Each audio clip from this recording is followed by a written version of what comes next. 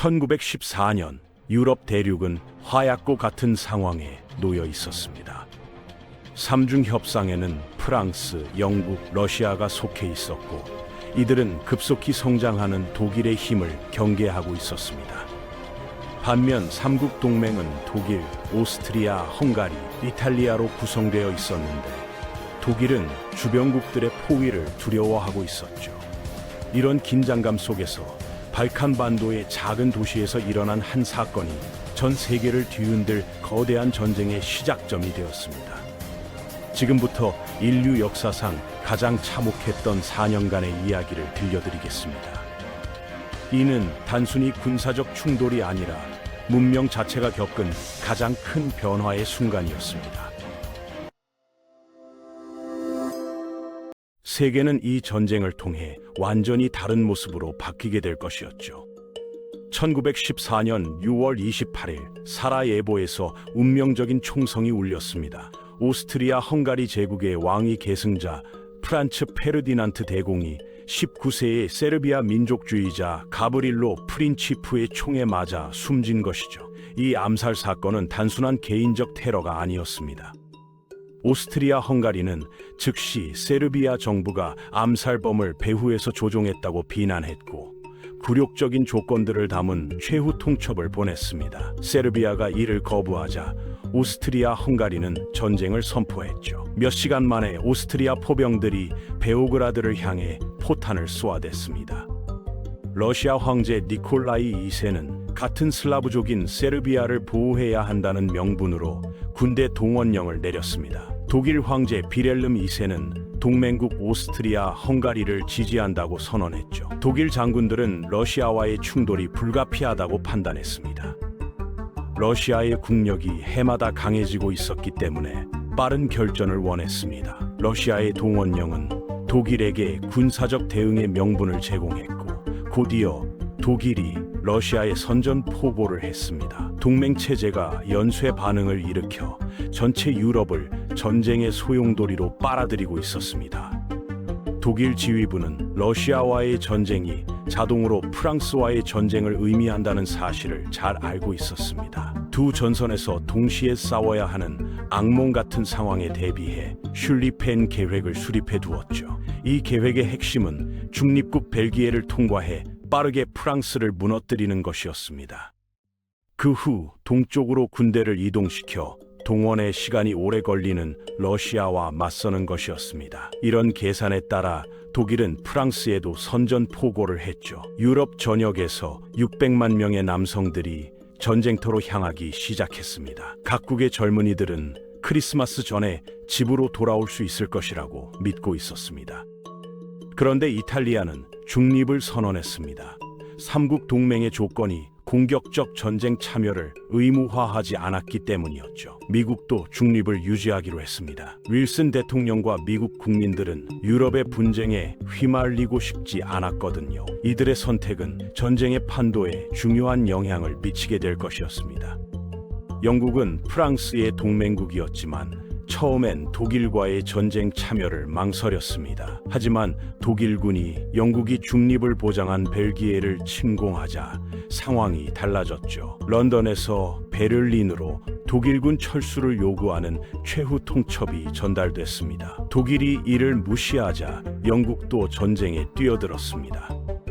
영국 원정군이 프랑스에 상륙하는 동안 독일의 침공은 요새 도시 리에주에서 벨기에군의 완강한 저항에 부딪혔습니다. 이 저항으로 인해 독일의 진격이 며칠 지연됐는데 이는 슈리펜 계획의 성공에 치명적인 영향을 미쳤습니다. 매 시간마다의 지연이 계획의 성공 가능성을 떨어뜨리고 있었습니다. 독일군은 벨기에 민간인들에게 여러 차례 학살을 자행했고 연합국은 이를 선전에 활용해 중립국들의 여론을 독일에 반대하도록 만들었습니다. 독일의 주력 공격을 예상하지 못한 프랑스는 독일 영토에 대한 공격 작전인 17호 계획을 실행했습니다. 하지만 이는 치명적인 오판이었습니다. 국경 지역에서 벌어진 전투에서 프랑스군은 막대한 손실을 입고 후퇴할 수밖에 없었죠. 영국 원정군도 몽스에서 독일군과 충돌했지만 수적 열세로 인해 프랑스군과 함께 후퇴했습니다. 연합군은 파리에서 40마일 떨어진 마른강까지 밀려났습니다. 프랑스의 수도가 함락 위기에 처한 것이었습니다. 하지만 이곳에서 연합군의 필사적인 반격이 시작됐고 독일군을 몰아내며 파리를 구할 수 있었습니다. 양측 모두 25만 명의 사상자를 낸 마른강 전투 이후 바다로의 질주라고 불리는 작전이 시작됐습니다. 양측이 북쪽에서 서로의 측면을 우회하려고 시도한 것이죠. 일련의 충돌은 1차 이프르 전투로 이어졌는데 연합군이 간신히 독일의 돌파를 막아낼 수 있었습니다. 하지만 양측 모두 또다시 엄청난 손실을 입었죠. 그 후 두 군대는 치명적인 기관총과 포격으로부터 몸을 숨기기 위해 350마일에 이르는 전선을 따라 참호를 파기 시작했습니다. 이렇게 해서 참호전이라는 새로운 형태의 전쟁이 시작된 것입니다. 수백만의 병사들이 진흙 속에서 생활하며 서로를 향해 총탄을 퍼부을 준비를 하고 있었죠. 이는 인류가 이전에 경험한 그 어떤 전쟁과도 완전히 다른 양상이었습니다. 기술의 발달이 전쟁의 양상을 근본적으로 바꾸어 놓은 것입니다. 바다에서는 헬리골란트만에서 벌어진 첫 해전에서 영국 전함들이 독일 순양함 3척을 침몰시키며 승리를 거뒀습니다. 영국은 세계 최강의 해군력을 보유하고 있었죠. 현대식 전함 29척을 보유한 영국에 비해 독일은 19척에 불과했습니다. 하지만 독일은 이런 열세를 새로운 무기로 극복하려 했습니다. 영국은 이런 우위를 바탕으로 독일의 해상 봉쇄를 가했고 식료품을 포함한 모든 물자가 바다를 통해 독일에 들어오는 것을 차단했습니다. 목표는 독일 경제를 질식시켜 항복하게 만드는 것이었죠. 하지만 일주일 후 영국 순양함 HMS 패스파인더가 새로운 무기의 첫 번째 희생양이 되었습니다. 잠수함이 발사한 어뢰에 맞아 침몰한 것이죠. 독일의 유보트는 9,000마일의 항속거리를 가지고 있었고 수면 아래에서 탐지되지 않은 채 공격할 수 있었습니다. 이들은 영국의 바다 지배에 치명적인 새로운 위협이 되었죠. 해전의 양상도 완전히 바뀌고 있었습니다. 동부전선에서는 러시아군이 동프로이센으로 진격했습니다. 하지만 탄넨베르크 전투에서 힌덴부르크 장군과 그의 참모 총장 루덴도르프가 지휘하는 독일군에게 참패를 당했습니다. 러시아군 전체가 전멸했고 9만 명이 포로가 됐죠. 러시아군은 암호화되지 않은 무선 통신을 사용함으로써 스스로 패배를 자초했습니다. 마수리아 호수에서 독일이 두 번째 대승을 거두자 러시아군은 후퇴할 수밖에 없었습니다. 단 6주 만에 러시아군의 거의 3분의 1이 사상자가 된 것이죠. 한편 오스트리아 헝가리의 세르비아 침공은 체르강 전투에서 굴욕적인 역전을 당했습니다. 전쟁을 시작한 나라가 오히려 수세에 몰리게 된 것입니다. 오스트리아 헝가리가 러시아를 공격한 것도 30만 명 이상의 병력을 잃고 재앙적인 후퇴로 끝났습니다. 푸셰미실 요새 도시는 차단되어 러시아군에 포위당했습니다. 독일은 바르샤바를 향한 견제 공격을 시작하며 구출을 시도했죠. 폴란드 도시 우치 주변에서 몇 주간의 혹독한 겨울 전투가 벌어졌지만 명확한 승부는 나지 않았습니다.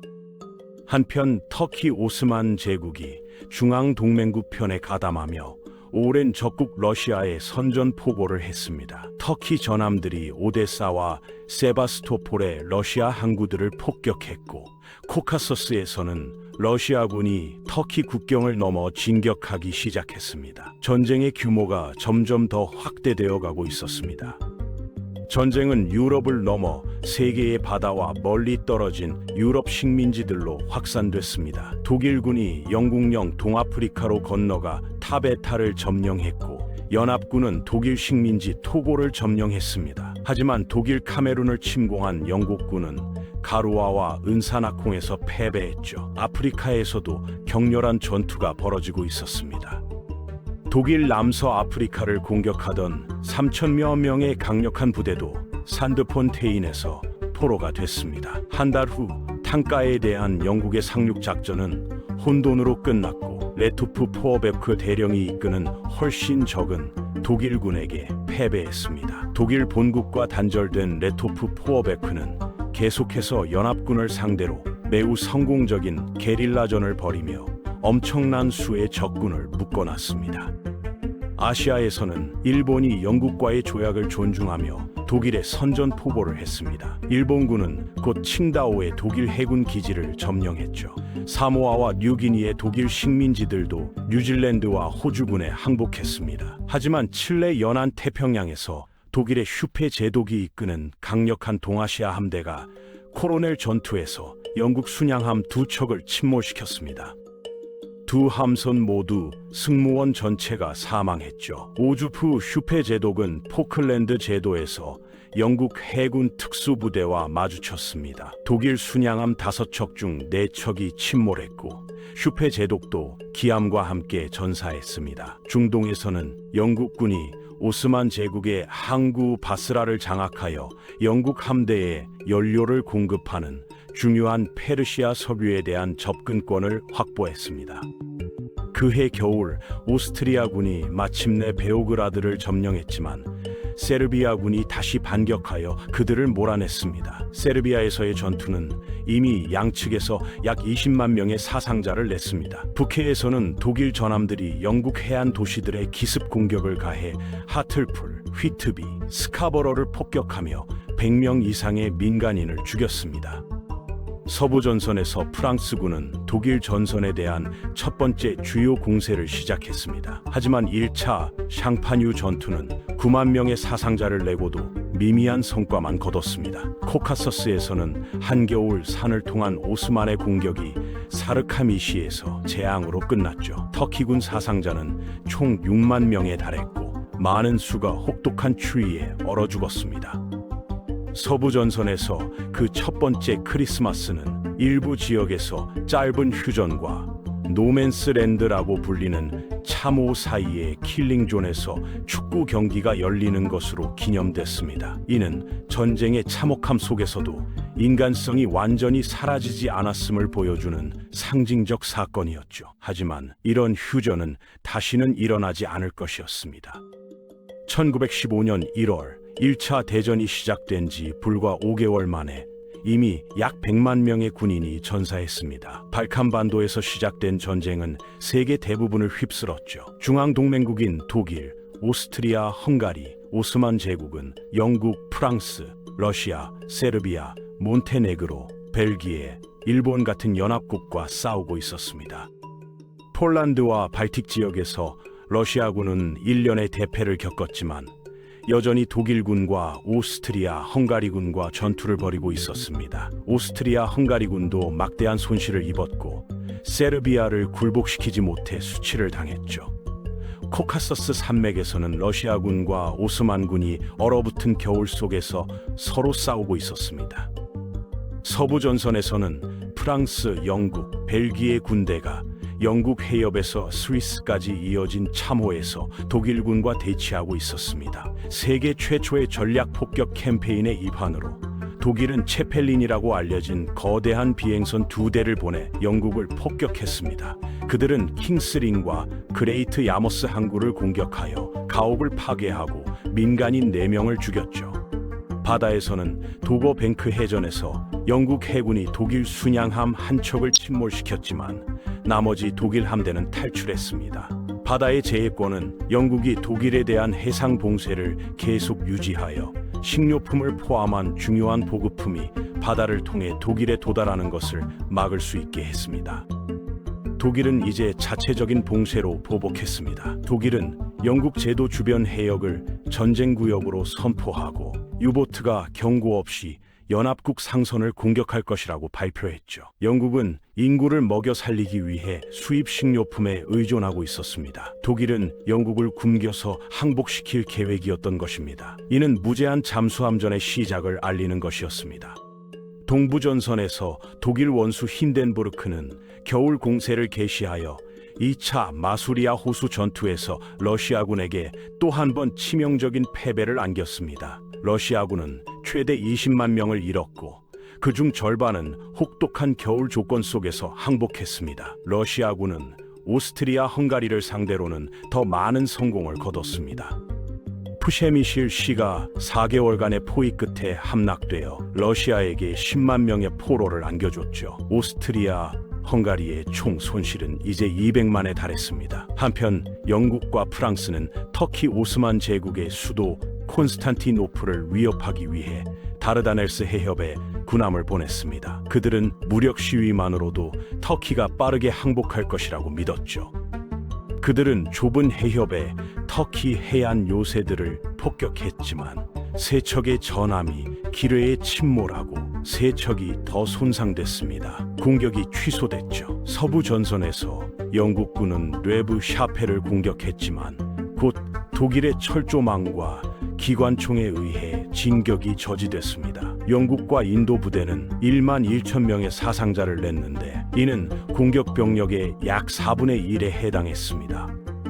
6주 후 2차 이프르 전투에서 독일군은 서부 전선에서 처음으로 독가스 공격을 감행했습니다. 치명적인 염소가스 구름이 연합군을 참고해서 쫓아냈지만 독일군은 이 기회를 충분한 예비대를 준비하지 못했습니다. 화학무기 군비 경쟁이 시작되면서 양측 병사들에게 조잡한 방독면이 신속히 지급됐습니다. 연합군은 ANGAC, 호주 뉴질랜드 육군 군단을 포함해 갈리폴리의 지상군을 상륙시켰습니다. 그들의 목표는 연합군 전함이 콘스탄티노플에 도달하는 것을 막고 있던 해안 요새들을 제거하는 것이었죠. 하지만 그들은 즉시 격렬한 터키군의 저항에 부딪혔고 해안 근처에 발이 묶였습니다. 상륙 전날부터 오스만 제국은 국경 내에 거주하던 아르메니아 민족을 조직적으로 추방하고 살해하기 시작했습니다. 아르메니아인들은 오랫동안 박해받아온 소수 민족이었고 터키의 적을 지원한다는 의혹을 받았습니다. 수만 명의 남성, 여성, 어린이가 시리아 사막으로 이송되어 죽음에 내맡겨졌죠. 전체적으로 100만 명 이상의 아르메니아인이 사망했습니다. 연합국은 이 사건을 인류와 문명에 대한 범죄라고 비난하며 가해자들에 대한 형사처벌을 약속했습니다. 오늘날까지도 터키 정부는 사망자 수와 이러한 사건이 집단학살에 해당하는지에 대해 이의를 제기하고 있습니다. 동부전선에서는 갈리치아에서 독일, 오스트리아, 헝가리 연합공세가 러시아 방어선을 뚫고 푸셰미시를 탈환하며 10만 명을 포로로 잡았습니다. 이는 러시아군에 대한 본격적인 진격의 시작이었죠. 바다에서는 뉴욕에서 리버풀로 향하던 영국 여객선 루지타니아가 아일랜드 연안에서 독일 유보트의 어뢰에 맞았습니다. 경고도 없었죠. 미국인 128명을 포함해 1,198명의 승객과 승무원이 사망했습니다. 우드로 윌슨 미국 대통령과 미국 대중은 분노했습니다. 하지만 독일은 이 여객선이 영국군 수송에 사용됐기 때문에 정당한 표적이었다고 주장했습니다. 이 사건은 미국의 중립성에 심각한 타격을 입혔습니다. 5월에 연합군은 독일 전선을 돌파하기 위한 또 다른 시도로 2차 아르투아 전투를 개시했습니다. 프랑스군은 비미 능선에서 주요 공격을 했고 영국군은 오베르 능선과 페스투베르에서 지원 공격을 시작했습니다. 연합군은 13만 명의 사상자를 내고 불과 몇천 야드만 전진했죠. 참호전의 잔혹한 현실이 드러나고 있었습니다. 그해 여름 서부 전선 상공에서 포커 아인데커가 독일의 제공권 장악을 도왔습니다. 인터럽터 기어라고 알려진 새로운 발명품 덕분에 프로펠러를 통해 전방으로 사격할 수 있는 기관총을 장착한 최초의 항공기 중 하나였죠. 연합군의 항공기 손실이 포커의 재앙이라고 불리는 상황에서 급격히 증가했습니다. 영국과 프랑스가 오스트리트 헝가리 희생으로 영토 획득을 약속하자 이탈리아가 마음이 흔들렸습니다. 이탈리아는 연합국에 가담하여 오스트리아 헝가리 그리고 나중에는 오스만 제국과 독일에 선전포고를 했죠. 이탈리아군은 이손초 강을 따라 오스트리아 헝가리 진지에 첫 번째 공격을 시도했지만 막대한 손실을 입고 격퇴됐습니다. 한편 연합군은 동부 전선에서 위기에 직면했습니다. 러시아군이 폴란드를 포기하고 전면 후퇴를 시작한 것이죠. 8월 5일 독일군이 바르샤바에 입성했습니다. 차르 니콜라이 2세는 육군 총사령관 니콜라이 대공을 해임하고 직접 지휘를 맡았습니다. 러시아의 군사적 패배와 점점 더 밀접하게 연결되는 것은 차르에게 재앙이 될 것이었습니다. 미국의 추가 경고에 대응하여 독일은 여객선에 대한 모든 공격을 중단했죠. 서부 전선에서 연합군은 지금까지 전쟁 중 가장 공세를 펼쳤습니다. 전선을 돌파하고 포위당한 러시아 동맹국에 대한 압박을 덜어주기 위해 고안된 것이었죠. 3차 아르투아 전투와 2차 샹파뉴 전투에서 프랑스가 공격했습니다. 독가스의 도움을 받은 영국군이 루스를 공격했습니다. 초기 성과에도 불구하고 공격은 곧 수렁에 빠졌고 모든 곳에서 막대한 손실을 입었습니다. 연합군은 그리스의 살로니카에 상륙하여 중앙동맹국에 맞서는 새로운 전선을 열고 세르비아에 지원을 제공했습니다. 하지만 연합군의 대응은 너무 늦었습니다.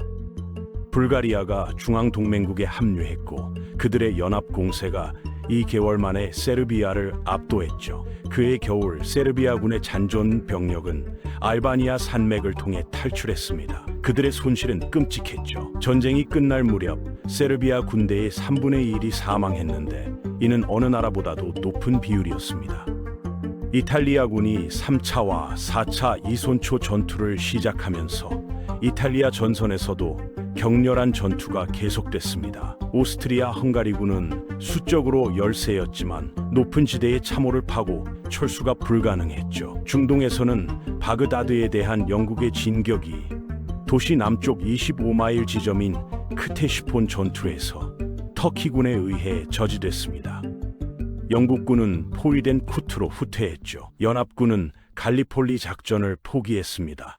8만 3천 명의 병력이 터키군에게 들키지 않고 비밀리에 철수했습니다. 단 한 명의 손실도 없었죠. 이는 전쟁에서 가장 잘 실행된 계획 중 하나였습니다. 하지만 작전 전체로 보면 완전한 실패였습니다.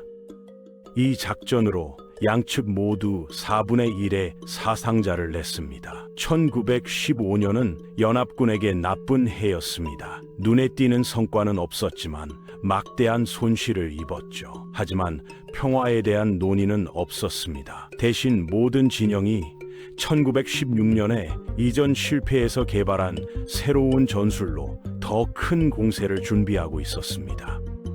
모든 진영이 여전히 결정적인 전장 승리를 거둘 수 있다고 믿고 있었던 것이죠. 1차 대전은 짧고 영광스러운 전쟁으로 여겨졌습니다. 하지만 1916년이 되면서 새로운 종류의 산업화된 전쟁으로 사망자가 끝이 보이지 않는 수백만 명으로 치솟았습니다. 해상 봉쇄로 인해 유럽 전역에서 식료품과 연료 부족이 시작됐습니다.